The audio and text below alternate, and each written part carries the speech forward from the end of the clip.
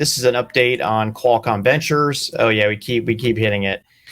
I wanted to give start off with a quick. Daniel, you and I cover a lot of venture activity, but I don't think we've really talked about or written about Qualcomm Ventures. But I've started to get into really analyzing what I would call the big tech venture arms, and I wrote a update on Forbes talking about how Qualcomm did in 2021 and also their what I'll call in investment strategy, but very active in 2021. Qualcomm, currently has over $2 billion of assets under management.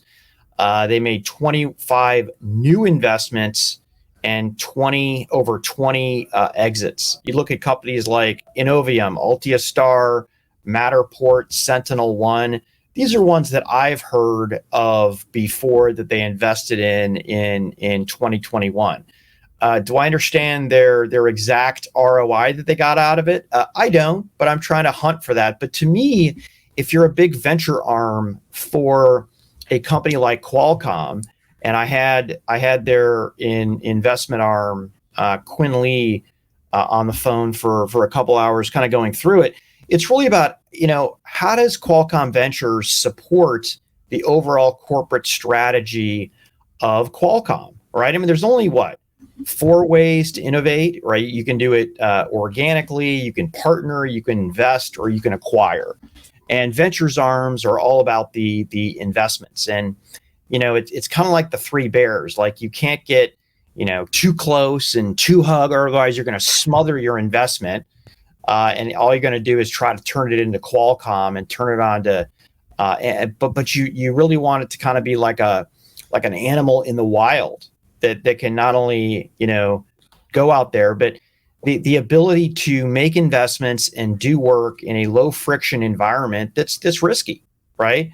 Qualcomm is one of the last remaining companies that actually does research out there that's super speculative, but they can't do research for everything. So, their focuses right now are automotive, 5G, AI, enterprise, and consumer. Which brings me to an announcement they made today, which Qualcomm Ventures announced a $100 million Snapdragon Metaverse fund. And it's funny, just when we got sick of calling it XR and AR, and then we got all behind Metaverse, and then Meta had a horrible earnings, where then we questioned the Metaverse again, right? Because they had 1 quarter. What people have to realize is this is a 10-year haul, folks. We're probably 3 years into a 10-year investment cycle. And the people that, couldn't hack it, they bailed, right? I don't want to name and shame, but okay, maybe no. I won't go into that. But really, Qualcomm is one of the only remaining semiconductor companies to invest big in it. And you have what you would expect, right? These major ecosystem vendors, Microsoft, Google, Apple, Tencent, right? Folks like this who can still afford to invest in something that might not pay off for 5 or 6 years. But just an update on Qualcomm Ventures and their Metaverse investment. Good strategy from Qualcomm. Yeah, the quick punch here is you covered it well, and there's not a ton here, but is that these companies in their venture arms have the propensity to be extraordinarily nimble and innovative and get involved in technologies that aren't limited just to the Silicon Valley, VC funds. These companies invest in interesting technology and oftentimes have incredible domain expertise in certain areas because of the research they do. Of course, Qualcomm is one of the penultimate companies for doing legitimate research and development. The company also has a very acute understanding of the horizon in order to make money on that research. It doesn't happen. It's not always a 1-2 punch. It can be a 1, 5, 10-year punch. So yes, Pat, I think you hit it on the head. A number of good investments. We all know you don't need to get them all right. You just need to be right more than you're wrong in this particular space to do particularly well. Also, the metaverse. Look, I actually want to focus just on one thing, and that's there are a lot. I see and I read a lot of doubters out there about Web3 and the metaverse. There is a reason that whether it's Salesforce's NFT cloud, Qualcomm's $100 million metaverse venture fund, that you're seeing billions of dollars. I think Silicon Valley poured over 30 billion into metaverse startups. Facebook made its decision to change its name. NVIDIA is focused on the Omniverse, the investment that's being put into crypto mining and, other decentralization efforts. This is happening.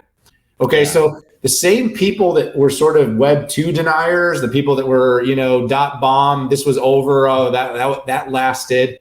Glad to see that fad is over. It's not if this is going to happen. It's kind of more like when and how this happens. And so the smart money and the smart companies are pouring into this space. Now, again, some are dipping toes, some are going full steam ahead. But the fact is we will see greater transparency.